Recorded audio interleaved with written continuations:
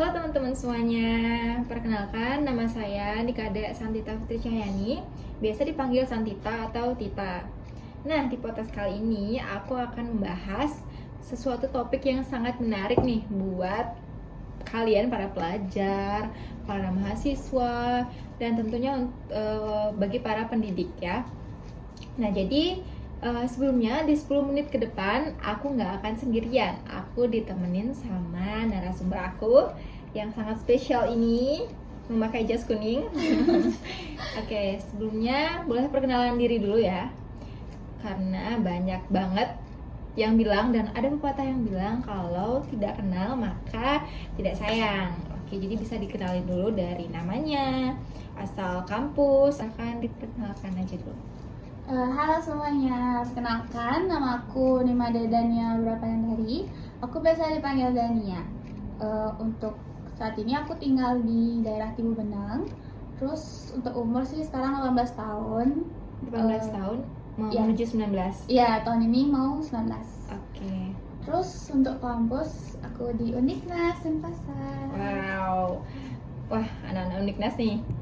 Oke, jadi aku boleh tahu nggak sih Kak, di Undiknas ini Kakak ngambil jurusan apa nih?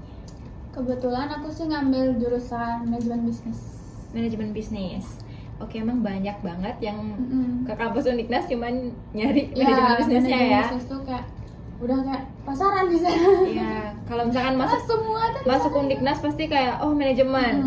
Tapi pasti banyak ya jurusan di sana selain Ya, manajemen. ada kok yang lain banyak. Apa aja itu? Ada ilkom, hukum, Oh, ada hukum akuntansi, juga. ada. Terus apa lagi ya? Cuman nggak sebanyak manajemen. Iya, nggak sebanyak, ya lebih banyak. Pokoknya yang paling banyak itu manajemen sih. Oke, mayoritas ya. Oke, lanjut nih. Manajemen bisnis itu menurut kakak susah nggak sih sejauh ini?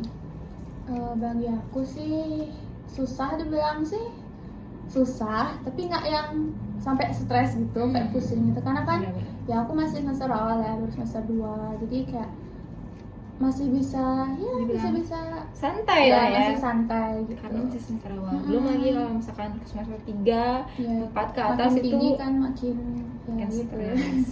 Oke. Makin susah. Oke, di manajemen bisnis ini biasanya sering nggak sih melakukan presentasi? Pasti sering ya. Kalau presentasi itu udah sehari-hari sih, udah kayak Setiap hari. setiap hari ya, Setiap hari. minggu itu ada aja ya. Ya, bahkan selalu gitu. Setiap Benar. pembelajaran tuh pasti dosennya ngasih materi itu lewat presentasi. Oh, benar. Jadi bukan hanya mahasiswanya aja ya. Iya, Jadi dosennya juga presentasi. Iya, dosennya Oke. memaparkan materi. Oke. Ngomongin presentasi nih. Pasti ada medianya kan? Biasanya itu pakai apa sih, Kak? Kalau kebanyakan sih ya, nggak cuma di kampus aku aja. Pasti kalau presentasi tuh pakai PowerPoint sih. Gitu. Paling banyak itu, ya. karena itu kan paling efektif gitu loh kalau untuk presentasi, paling paling pas lah gitu Iya, pakai presentasi. benar sih. Nggak cuman, maksudnya udah semua orang tahu kalau presentasi itu pasti pakai PowerPoint. Oke, pas banget nih topik kita hari ini itu mengenai media pembelajaran yang digunakan itu adalah PowerPoint.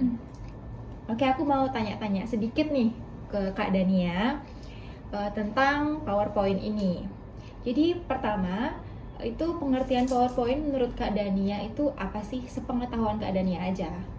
Menurut aku sendiri, kalau PowerPoint itu kan dia tuh Microsoft Office ya. Microsoft Office kan ada banyak. Ada Iya. Word, Excel, PowerPoint gitu. Sekarang kan kita bahas topik PowerPoint. Iya. PowerPoint tuh menurut aku kayak udah kayak gimana ya, kayak selalu dipakai semua orang, kebanyakan dipakai semua orang, apalagi di dunia pendidikan gitu, dunia kerja gitu kan. Bener. Pasti udah biasa gitu pakai gitu, karena itu emang paling efektif, paling ya pokoknya paling Gampang untuk digunakan untuk memaparkan suatu materi. tuh. Oke, jadi dari PowerPoint ini pasti banyak sekali fiturnya ya. Ya. Kak Dania tahu nggak sih apa aja fitur-fiturnya? Bisa dikasih tahu ke teman-teman yang mungkin belum tahu atau mungkin udah tahu tapi sering lupa. Bisa dikasih tahu? Silakan. Untuk fitur-fitur Microsoft ya Microsoft Benar, Office. Microsoft Office. PowerPoint itu setahu aku itu ada slide itu udah pasti ya, karena kalau nggak ada slide nggak bisa ngetik. Benar. Terus ada desain template-nya, itu kita kalau desain template itu kita bisa custom gitu warna-warnanya, desain supaya nggak monoton putih doang gitu. Benar. Biar menarik gitu nanti yang Biar nggak bosan. Iya, nggak nontonnya, bosan. lihatnya. Terus ada transisi supaya bisa gerak-gerak gitu, PPT-nya ada nggak diem doang. Benar. Biar nggak Animasi. bosan sih lagi ya. Ya, terus bisa desain animasi gitu juga. Ya emang Oke. untuk mendesain, mempercantik, pokoknya bikin PowerPoint itu apa sih? Bikin yang mendengarkan itu tertarik gitu Oh, loh iya, sama benar, presentasi benar, kita. benar. Oke, jadi selain ada fiturnya, pasti kan banyak nih yang menggunakan PowerPoint ini. Pasti banyak banget manfaatnya juga kan? Karena banyak manfaat, makanya banyak yang pakai. Iya, betul. Oke, Kak Dania bisa disebutkan pengetahuan Kak Dania lagi sih ini, apa aja sih manfaat dari PowerPoint ini? Sejauh ini dari yang aku rasain ya, waktu aku udah pakai PowerPoint dari zaman SMP ya, pakai PowerPoint Iya, ya. benar. Dari SMP iya. itu udah diajarin pakai PowerPoint. Tuh yang pertama sih paling gitu tuh efektif, Benar. karena paling bagus untuk presentasi, untuk menerangkan materi gitu. Jadi teman-teman kelas tuh nggak bosan ngelihatnya. Pokoknya itu Kayak- yang paling pas lah gitu pokoknya. Apalagi di PowerPoint ini yang dicantumin itu kan cuman poin-poinnya Iya, aja, inti- jadi inti- lebih bisa Nyantol masuk gitu ya di di otak, otak. ya. Benar. Itu sih Oke. paling efektif. Semua hemat waktu gitu, nggak yang Bertele-tele. bertele-tele gitu bikin materi panjang-panjang kayak kan, karena PowerPoint itu emang cuma intinya doang gitu. Benar-benar.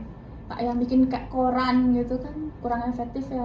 Iya. Itu juga bikin PowerPoint itu bisa bikin menjalin komunikasi yang efektif gitu. Jadi itu sih setahu aku.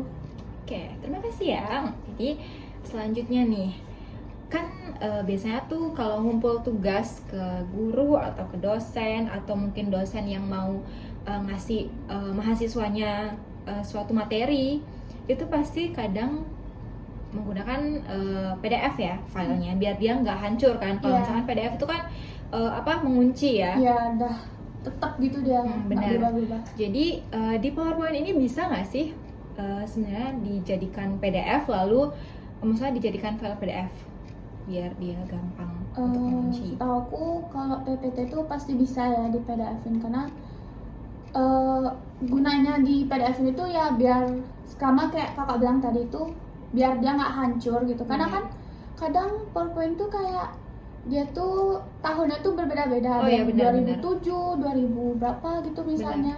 Karena kalau kita buka tuh dia malah hancur, berantakan. Padahal di laptop, misalnya di laptop A, dia tuh udah tersusun rapi. Dibuka sama orang di laptop B, dia malah hancur gitu. Jadi Benar. kayak, loh kok gini gitu. Jadi kayak apa nih iya, gitu. kayak, loh kok berubah gitu. Iya, iya, Jadi benar-benar. paling efektif tuh ya di PDF-in sih, kalau mau di-share-share gitu. Benar.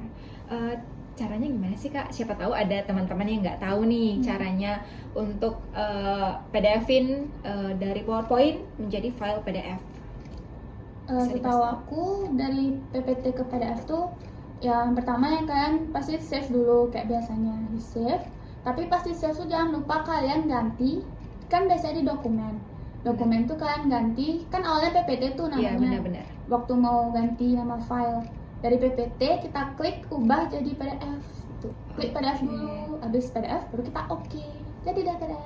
Oke, berarti banyak banget ya manfaat Ya, PowerPoint banyak ini dalam banget. pembelajaran, dalam dunia Berbagai karir. aspek lah Benar, gitu, benar, kayak- benar. Udah nggak bisa lepas dari PowerPoint sih. Oke, jadi segitu aja ya podcast aku kali ini tentang PowerPoint, sangat singkat dengan Kak Dania. Terima kasih banyak untuk waktunya. Jadi ya akhir kata kita ucapkan terima kasih. Dadah.